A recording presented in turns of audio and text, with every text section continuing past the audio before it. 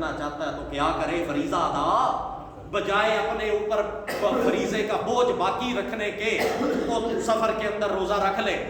اور اگر سفر میں وہ روزہ رکھ کے اس کو تنگی ہے تو پھر اللہ کے رسول نے کیا بتایا بھئی اگر اس کے باوجود بھی وہ یہ کہے بھئی چل جیڑا سر کے اوپر فرض آیا ہے جلدی سے، موسم رمضان کا ہے، ایک تحریک چل رہی ہے، اس کے اندر روزہ میں رکھ بھی چھوڑتا ہوں، کوئی نہیں، تنگی برداشت کر لوں گا، بعد میں نہیں رکھے جاتے انسان سے اکیلے۔ اور باہر نکلے نبی علیہ السلام تو ایک آدمی کو دیکھا، ایک بندہ اس کے آس پاس بندوں کا جھرمٹ ہے اور انہوں ساروں نے اپنی چادریں اس بندے کے سر پہ ڈال رکھی۔ نبی علیہ السلام نے پوچھا یہ کیا ہو رہا ہے؟ اکھے جی اس نے روزہ رکھا تھا، وہ سفر کے اندر تھا نا، روزہ اس آدمی نے رکھا تھا تو یہ اب سفر کرتے کرتے بے ہوش ہو گیا ہے اور ہم نے اس لیے اس کے اوپر چادر سایہ کر رکھا ہے۔ خاموشی۔ دوسرا موقع دیکھا نبی علیہ السلام نے، بھئی سفر کے دوران آگے ایک درخت آیا بڑا لمبا چوڑا، اس کے سائے کے نیچے کوئی 15-20 آدمی بیٹھے ہیں اور آرام سے سایہ حاصل کر رہے ہیں۔ نبی علیہ السلام پوچھا بھی تمہیں کیا ہوا ہے؟ اکھے جی ہم نے روزہ رکھا تھا، اتفاقی سفر کرنا پڑ گیا ہے تو ہم درخت کے سائے میں بیٹھ کے ذرا ٹھنڈک حاصل کر رہے ہیں، سایہ حاصل کر۔ نبی علیہ السلام نے فرمایا لیس البر ان تصوموا فی السفر، اب یہ سفر میں تنگی ہے نا، آسانی نہیں ہے۔ لیس البر ان تصوموا فی السفر، تنگی برداشت کر کے، تکلیف برداشت کر کے سفر کے اندر روزہ رکھنا لیس البر، یہ کوئی نیکی کا کام قطعاً کوئی نہیں ہے۔ لو جی مسئلہ فمن کان منکم مریضا او علی سفر، حالت مرض اور حالت سفر خاص طور پہ اللہ کے رسول نے فرمایا اگر یہ جان بوجھ کے سفر میں بھئی اب میرے اوپر یہ فرض ہے، اگر میں نے آج روزہ نہ رکھا تو رمضان کے بعد پھر تنگی ہوگی اور رکھنا پڑے گا، اب تو موسم ہے، موسم کے اندر ہوا جدھر چل رہی ہے، آسانیاں میں رکھ لیتا ہوں، کوئی نہیں تنگی برداشت۔ اولئک العصاۃ، یہ تنگی برداشت کر کے سفر میں روزہ رکھنے والے اولئک العصاۃ یہ نافرمان لوگ ہیں۔ مسئلہ واضح ہو گیا۔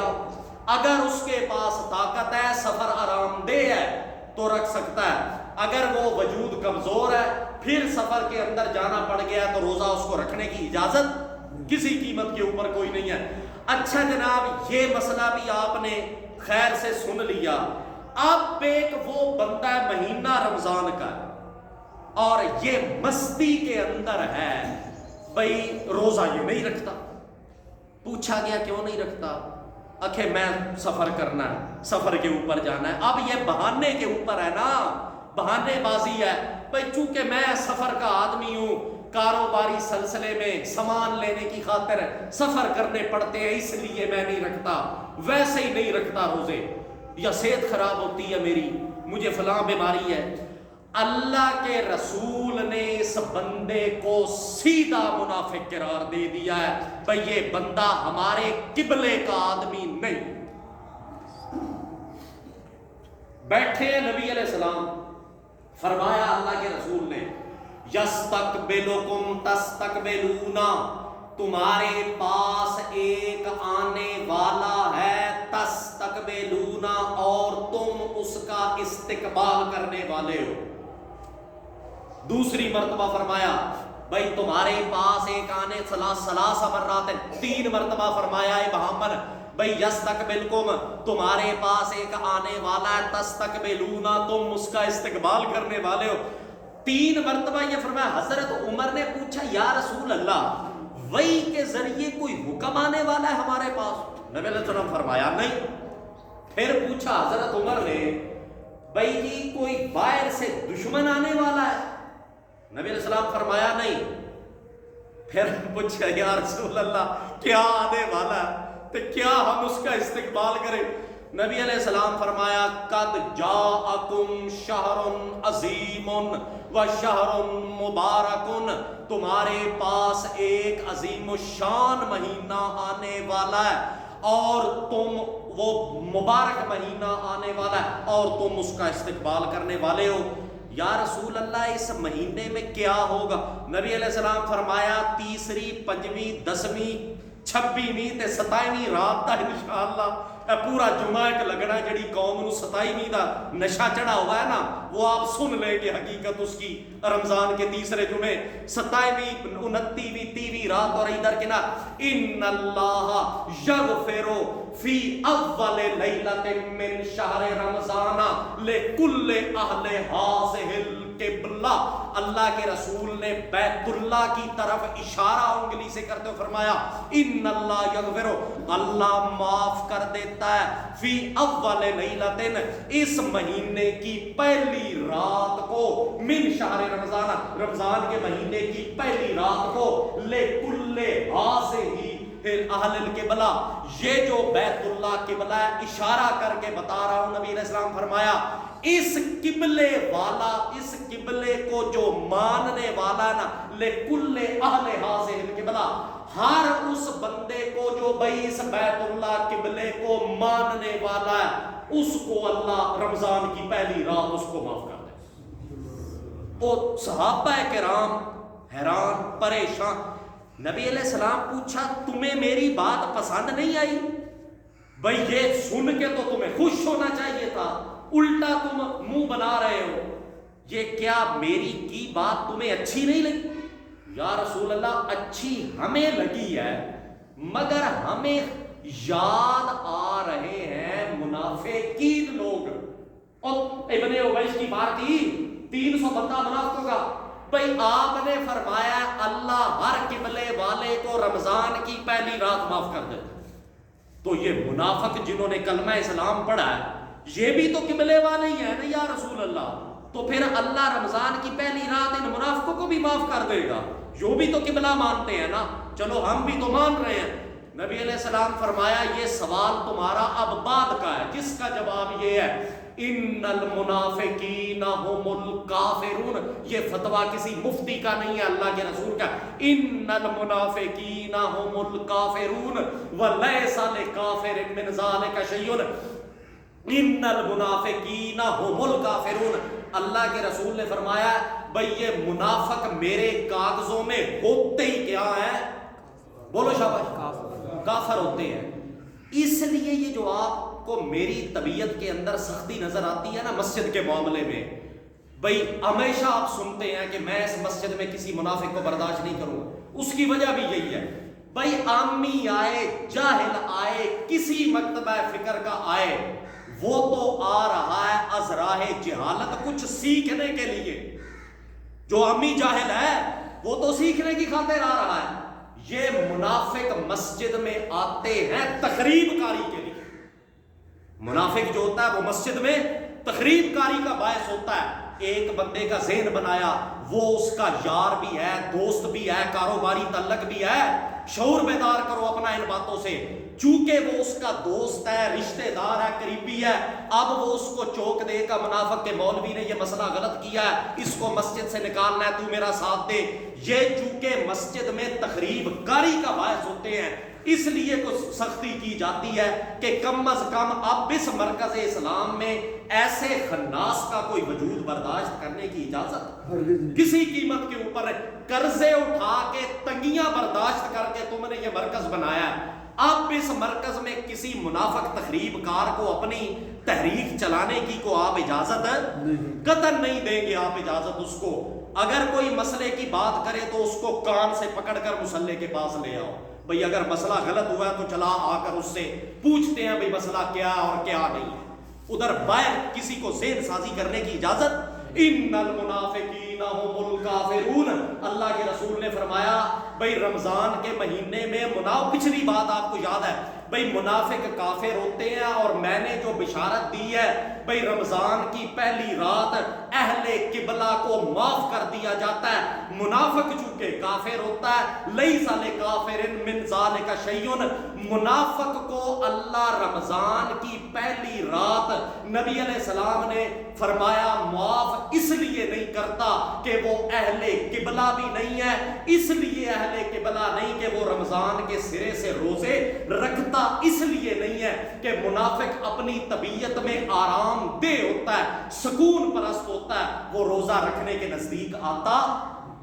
اللہ کے رسول نے رمضان کے مہینے میں بغیر شرعی عذر کے جو روزہ نہیں رکھتا اس کو منافق قرار دے دیا، بھئی یہ بندہ منافق ہے، یہ مسلمان ہے، بغیر شرعی عذر کے۔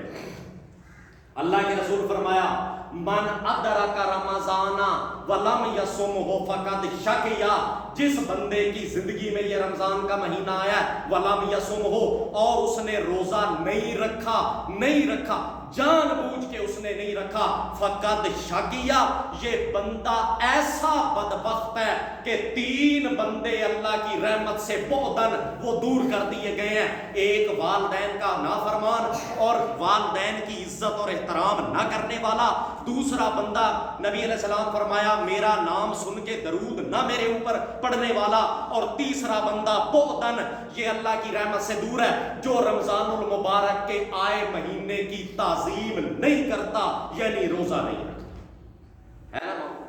یہ بندہ بدبخت قرار دے دیا گیا، منافق قرار دے دیا گیا جو رمضان کے مہینے میں روزہ نہیں رکھتا۔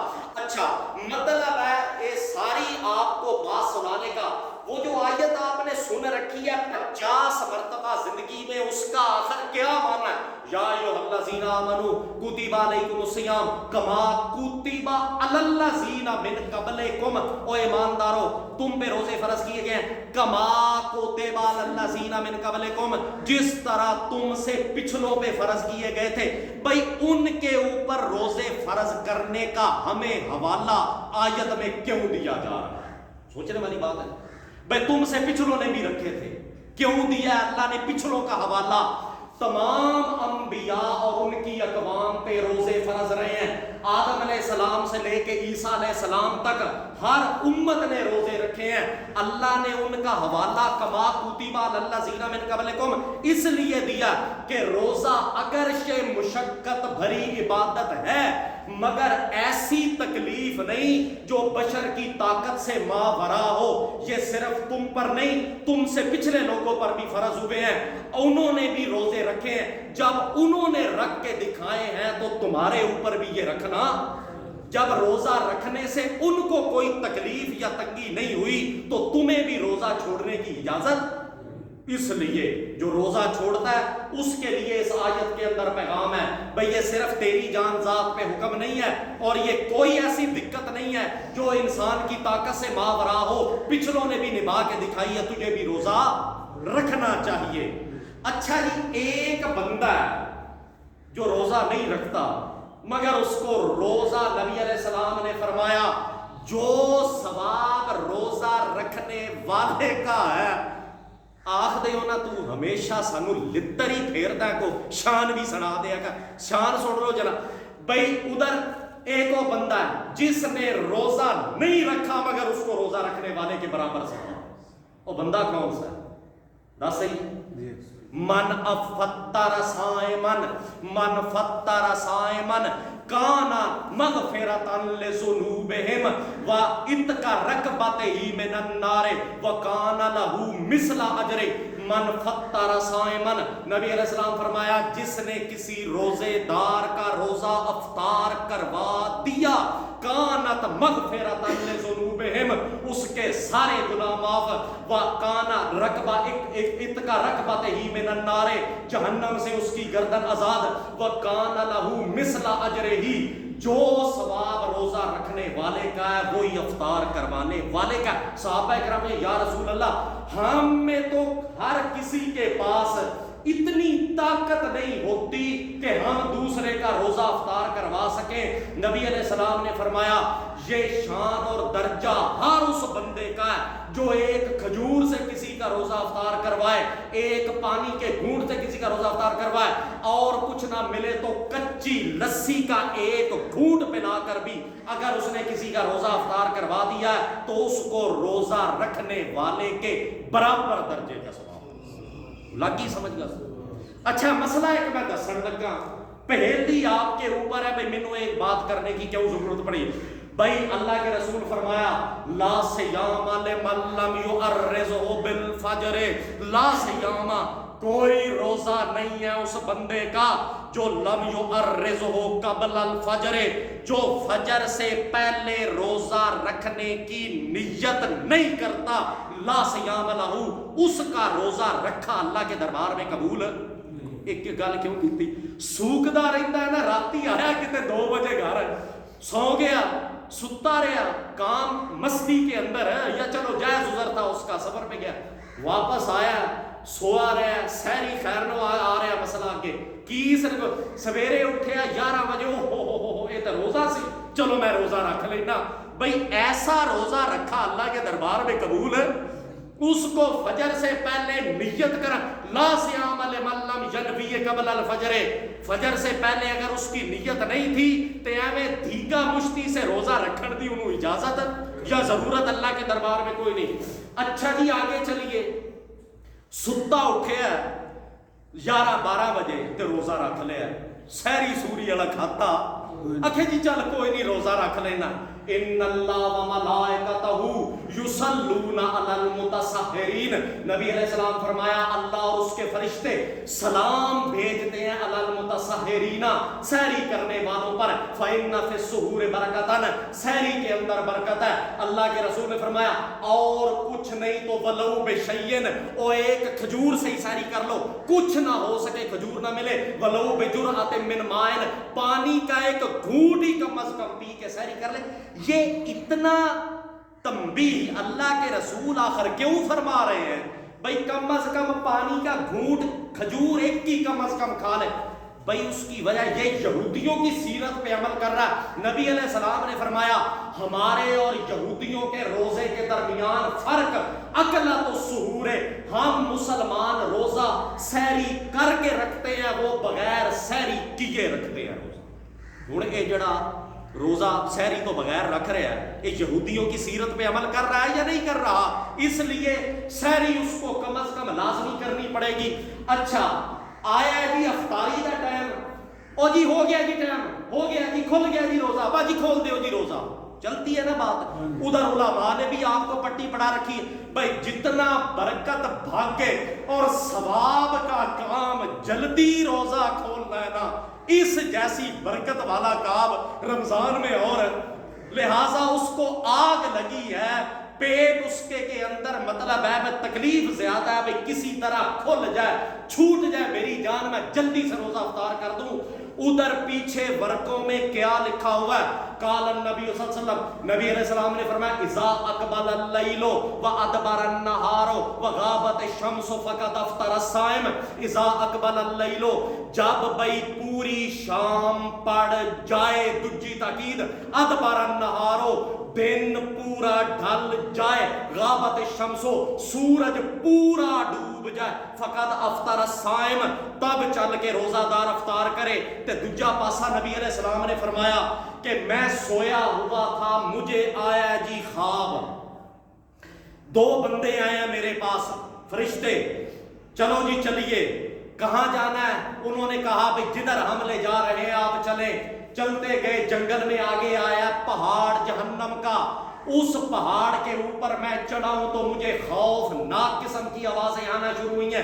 میں نے تھوڑا سا اگلی وادی میں جھانک کے دیکھا ہے تے اللہ معافی دیوے بتاتے ہوئے بھی ہمت نہیں پڑتی بھئی چھت ہے, اس کے اوپر رسیاں لٹکی ہیں, رسیوں کے ساتھ بندوں کے پیر باندھے ہوئے ہیں, سر ان کا نیچے ہے, پیر ان کا اوپر ہے, جبڑے ان کے پھٹے ہوئے ہیں, ان سے خون نیچے بہ رہا ہے. میں نے ان بندوں سے پوچھا بھئی یہ کون لوگ ہیں, انہوں نے بتایا ہؤلاء الذین یفطرون قبل تحلۃ صومہم, یہ قوم جناب ایسی ہے جو یفطرون قبل تحلۃ صومہم, ابھی ان کا روزہ ختم ہونے کا وقت آیا نہیں, یہ وقت سے پہلے ہی روزہ ٹھوک.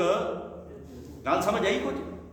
یہ وہ قوم ہے جن کا حشر ہو رہا ہے۔ تب یہ سن کے نبی علیہ السلام نے آئندہ سے پہاڑ کی چوٹی پہ بندہ بٹھانا شروع کر دیا۔ بھئی ادھر ایک رمضان میں بلندی پہاڑی پہ بندہ نبی پاک بٹھا دیتے تھے، نیچے بندہ کھڑا اور نیچے اگلی آبادی صحابہ ہے، وہ ادھر سے پورا آنکھوں سے وہ بلندی سے دیکھ کر منادی کرتا۔ جب پورا یقین ہوتا اسے کہ سورج ڈوب گیا ہے، تب وہ آواز لگاتا اور پیچھے نبی علیہ السلام اور صحابہ کرام روزہ افطار ایویں ٹھوک نہیں دینا چاہیے۔ باجی ہو گیا جی ٹائم جی، چلو جی کھول دیو جی۔ بھئی یہ کو لاری جا رہی ہے اڈے کسی شہر کے اندر، بجے دیتے بھج کے جلدی سے آپ چڑھ جائیں گے اور منزل پہ پہنچ جائیں گے، قطعاً اجازت نہیں ہے۔ وہ جو ٹائم ہے اس پہ 1 منٹ ایڈ کر کے آپ کو روزہ کھولنے کا حکم ہے۔ یہ مسئلہ تحقیق شدہ ہے۔ اچھا جناب، آخری مسئلہ رہ گیا، آپ بتا رہے ہیں آپ کو فائدے کی خاطر۔ بندہ آیا ایک عبداللہ ابن مسعود رضی اللہ تعالیٰ عنہ، فقہ کے شہنشاہ اعظم، مسئلہ بتانے میں۔ بندے ایک نے کہ یا حضرت جی میں جو ہے نا آیا بھی رمضان میں، مہینہ بھی رمضان کا، رمضان کے مہینے میں وہ مسئلہ پوچھنا۔ بھئی حضرت جی میں جو ہے نا حالت جنابت میں نے صبح کی، صبح جب میں اٹھا ہوں نا تو سحری میں نے کر لی تھی، بہرحال اس وقت میں حالت جنابت کے اندر تھا، اور اب میری نماز اور روزے کا کیا بنے گا؟ حضرت ابن مسعود نے فرمایا اما الصلاۃ، نماز کا جہاں تک معاملہ ہے وہ تو غسل کیے بغیر نہیں ہوگی، البتہ اس حالت کے اندر تجھے روزہ رکھنے کی اجازت ہے، اجازت ہے اجازت تمہیں۔ یہ مسئلہ آپ کو بھی بتا دیا گیا فائدے کی خاطر آخر